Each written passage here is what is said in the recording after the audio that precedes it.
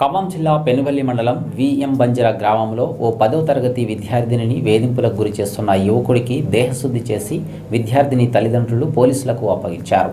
VM బంజర గ్రామంలోని ప్రభుత్వ పాఠశాలలో 10వ తరగతి చదువుతున్న ఓ విద్యార్థినిని ప్రతిరోజు శేఖర్ అనే యువకుడు వెంబడిస్తూ స్కూల్ నుంచి విద్యార్థిని బయటకు వస్తున్న క్రమంలో శేఖర్ వేధింపులకు పాల్పడుతున్నారు.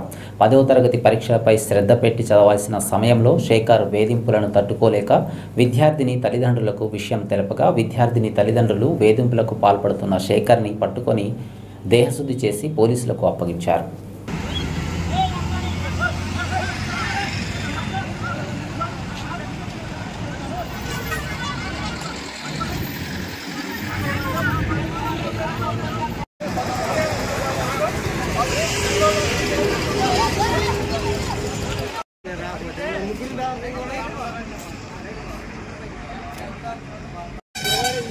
అందరూ వస్తున్నారు.